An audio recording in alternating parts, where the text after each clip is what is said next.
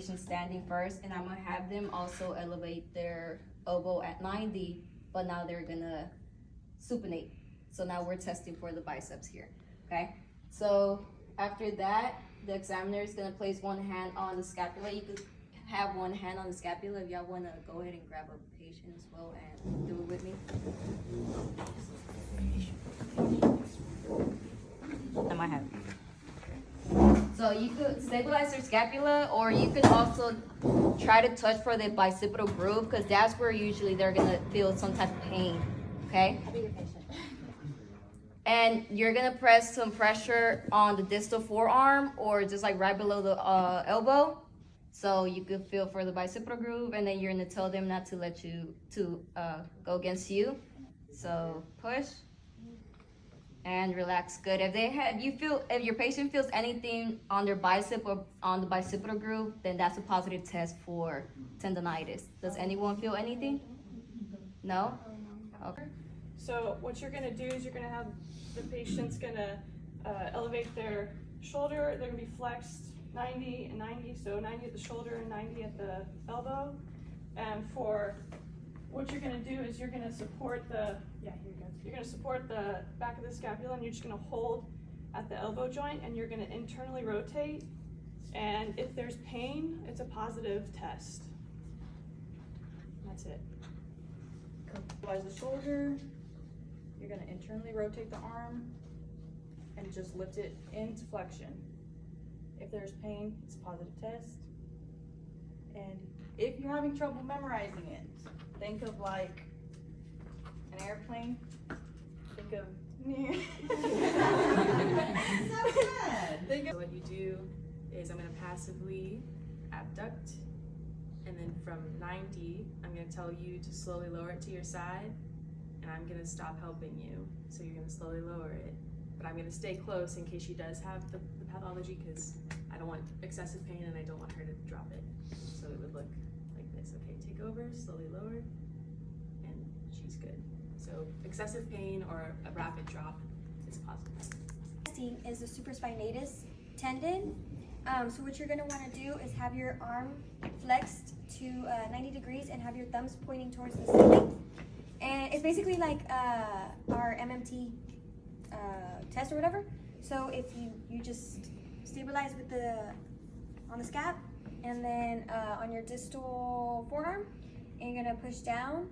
If there's pain or weakness, it's positive. If there's no pain or weakness, then it's negative. They don't have it. And then that's the full can. The empty can is with your thumbs facing down, so internally rotated. And you're gonna do the same thing.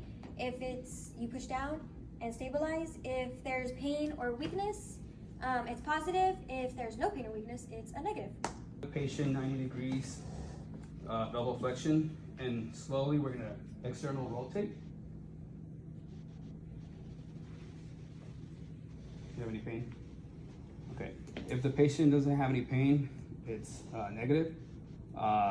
Sometimes there might be pain because of the muscle tightness, weakness.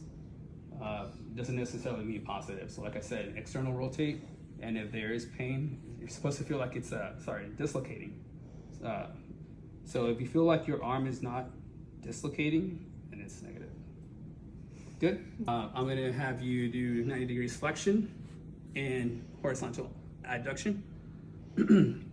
So I'm actually gonna have you put your arm like that. Okay, so stabilize the scapula. I'm gonna put my arm here, just like that. And I'm gonna press down. Do you have any pain? Or are you okay? Okay, so basically if there is no feeling of dislocating or pain, it's a negative test. Does that make sense? All right, that's it. So first you want to have the patient externally rotate the arm, and then a little bit of abduction, and then you're going to locate the radial pulse. So find a partner and locate the radial pulse. And then after you do that, you're gonna have the patient turn and extend the neck towards the testing arm. So turn this way and then extend. Yes. And if you see any difference on the pulse, or if it's diminished or absent, that indicates a positive finding. So 90 degrees, 90 degrees. And you're gonna find their radial pulse. Radial pulse, find it. Okay, then they're gonna externally rotate. If the pulse gets weaker, it could be a sign of thoracic outlet syndrome.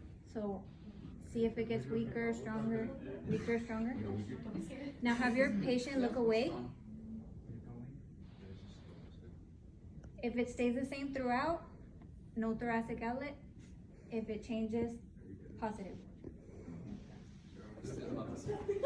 With your elbow flexed, pronated, you're gonna keep your elbow close to your body here, and you're gonna try to resist external rotation and supination. So you just apply some pressure.